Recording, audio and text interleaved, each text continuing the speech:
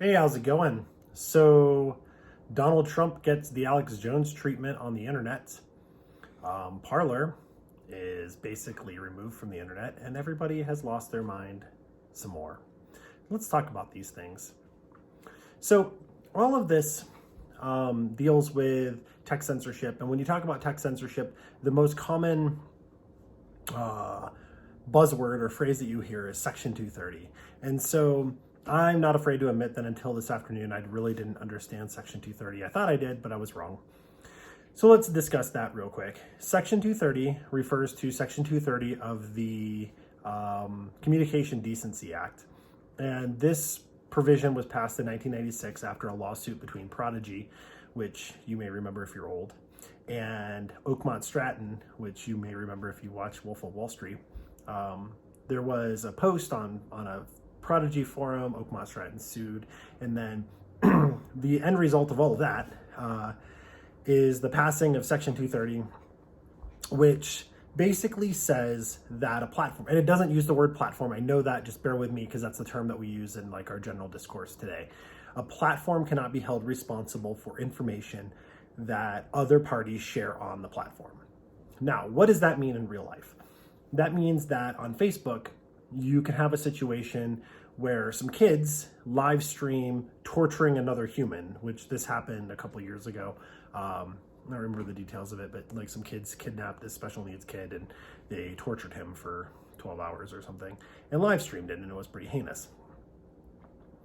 Facebook cannot be held accountable as an accessory to that crime, even though they live stream that crime on Facebook. When there was the WikiLeaks thing where somebody stole the John Podesta Hillary Clinton emails, right? And all that stuff was shared on WikiLeaks. You had CNN talking about it's illegal to possess that information, so you have to listen to them talk about it. And that may or may not be true. Regardless, let's assume that that is true for a minute. This means that like Twitter isn't going to be held accountable for information shared on their platform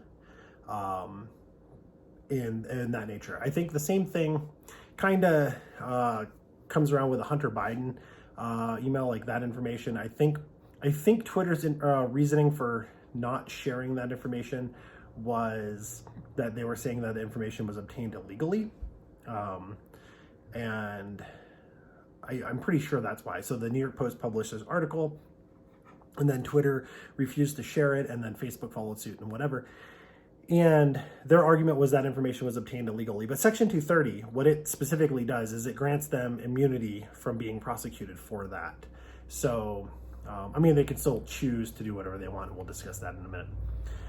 So that's kind of what Section 230 is. And both people on the right and people on the left have made arguments for getting rid of Section 230. The people on the right say that Section 230 gives platforms such as Facebook and Twitter the ability to censor their voices. And the people on the left, and so if you got rid of Section 230, then Facebook and Twitter would be held accountable in the same way that like CNN would be held accountable if somebody committed a crime on CNN and, like incited violence or something. I will use that term, even though what does that really mean? And I don't know. Anyway, if somebody did that on CNN and, they incited a riot ensued, CNN could be held accountable for that. And so people are saying that if you remove those protections from Facebook, because they're acting like editors or editorials, publishers, that's the word, they're acting like publishers. So if you treat them like publishers, then they would, at least face prosecution and that kind of stuff. On the other side, they were saying that they should get rid of Section 230. Like, so the liberals are saying that you should get rid of Section 230 because that allows Twitter and Facebook to promulgate lies and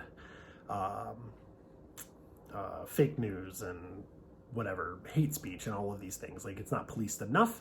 And so since the companies aren't doing a good job policing themselves, they need the government to step in. So, on the left, the argument is always more government is better because, Uncle Sam knows best. So that's kind of the whole discussion around Section 230. I don't think Section 230 should be repealed. That being said, I do think that that we are in a dangerous situation with big tech censorship. So we'll talk about some other aspects associated with that. So in 1890, there was I think it's called the Sherman Antitrust Law that was passed. And it was passed as a result of U.S. Steel becoming a monopoly. And basically, U.S. Steel had like 100% of the market share of large steel production. And so if you wanted to build something back then, you had to purchase from this one supplier. And there was no entryway to competition. They were able to completely control the market. They were able to influence the market, and the government stepped in and broke them up. And that created the whole antitrust laws and everything associated with that. Well, I think that there's an argument to be made that Facebook and Twitter and these companies are in violation of antitrust laws. And my argument for that would be, there's a couple different things. So one of the things that antitrust laws deal with is I forget the way that they talk about it, but when you expand horizontally and you start buying competitors, it's okay to buy a competitor if you and that competitor make a similar product, and that's normal business. But when it starts like influencing your market share to where you're now forcing or making it impossible for more competition to come in, that's a problem. So when Facebook bought Instagram, for instance, that increased Facebook's market share dramatically in that like posting public forum thing that they're similar in nature, right? Facebook then gained a whole lot more market share in that, and it sounds greedy. It looks greedy. It would be like Coca-Cola buying Pepsi, in my opinion. Now, if Coca-Cola bought Pepsi, of course, Coca-Cola would make the argument that they don't control the whole market share because you could buy Faygo or you could buy RC Cola or something. But the vast majority of the business in that market would be controlled by Coca-Cola, and just like it is by Facebook. And so they have a lot of influence, and they make it impossible for competition. And so I think that they're really skirting the line of violating an antitrust law there. Another thing that they do is when competitors collude to control the market or influence the market, that's illegal. And so going back to Coke and Pepsi, let's say Coke and Pepsi got together, and they got together with RC Cola and whatever other companies exist, I don't freaking know. And they said the minimum price for a 20-ounce bottle of soda is $1.50, or I don't know what a 20-ounce bottle of soda costs, but we'll just say. And they make that a rule. That's companies getting together and controlling the market. It's no longer a free market, right? And when that happens, that's a violation of antitrust laws. And I believe that if you look at what happened last year, the year before, with the Alex Jones situation, I think that's very much an example of that.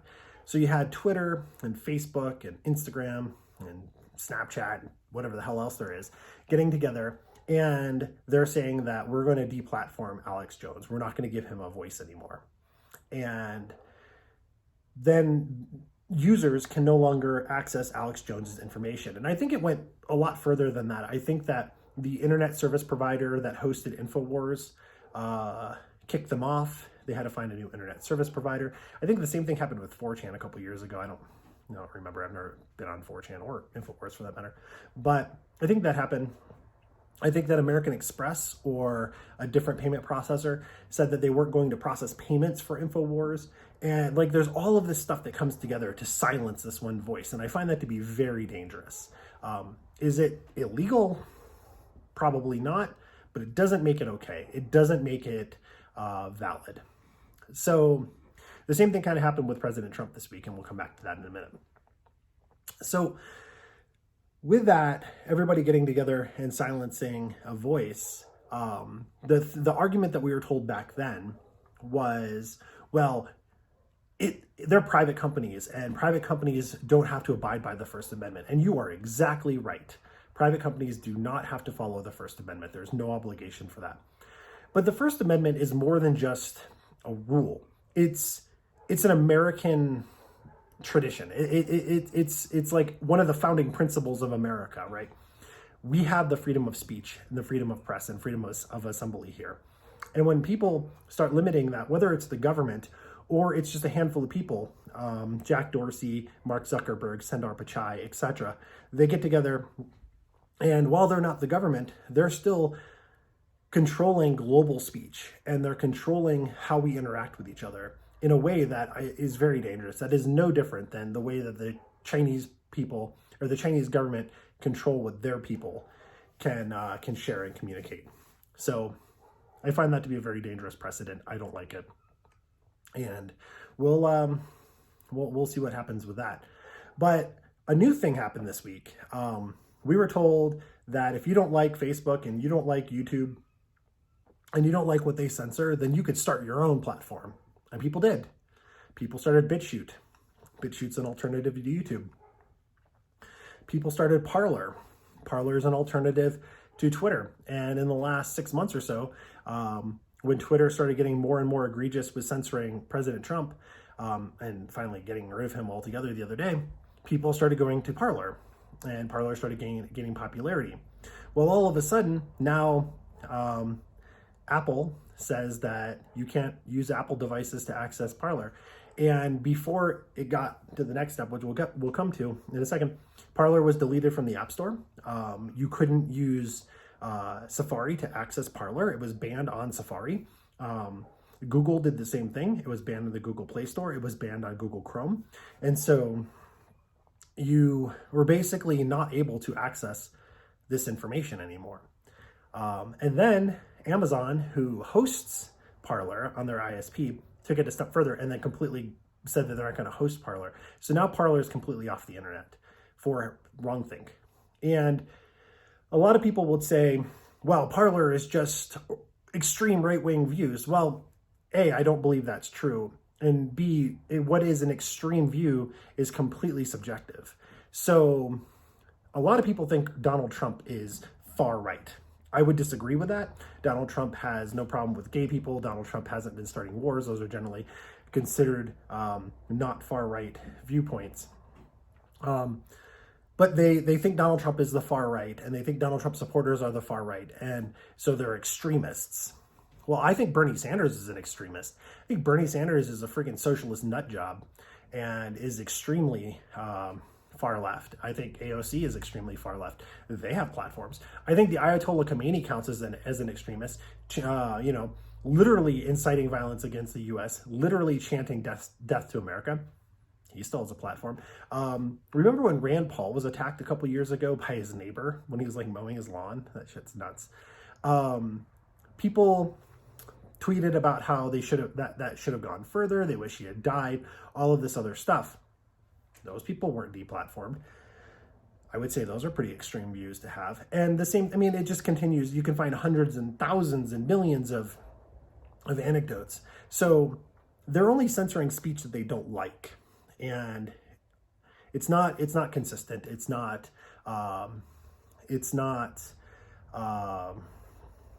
well, I don't know. It's not consistent. That's the best way to put it. So I think with this banning of Parler, it's just getting more and more impossible for people of dissenting views to share their information. And when you look at, okay, so Donald Trump is rich. He is the president of the United States. He can get his message out there. But what about me? What if they decide that my message is no longer acceptable? What about you? What if they decide that your message is no longer acceptable? What if you're guilty of wrongthink and you're taken off the internet? Who is gonna, or how are you going to have your message put out there? How are you going to have a voice? Do you want to be completely silenced? So just because the First Amendment covers the federal government doing something doesn't mean that principle should not exist in our entire society. So I find this to be a very dangerous situation where we have views that we disagree with being censored. Some President Trump gets censored because he incited a riot, which I didn't see any evidence that he incited anything. But regardless, what about all the people who incited the Black Lives Matter riots over the summer? How is that any different? I failed to see the difference. It's a small group of people censoring views that they don't like, and they're then working with other companies to make it impossible to start a competitor to be able to get the views out there. Well, at some point, this is becoming very dangerous, and I don't like it. So that's my thoughts on this. I don't think we should repeal Section 230, but I think that we should look into ways in which we can limit the influence of, the few handful of people, Zuckerberg, Dorsey, Pichai, and the influence that they have on how we communicate with each other, because at some point that's going to become very dangerous. That's really all I got. If you like this video, like it, subscribe, share it with your friends. If you just share it with one person, that would help me a lot. Comment, tell me what you like, tell me what you don't like, tell me I'm an asshole, tell me what you want to hear, that kind of stuff. And I'll talk to you next time. See ya.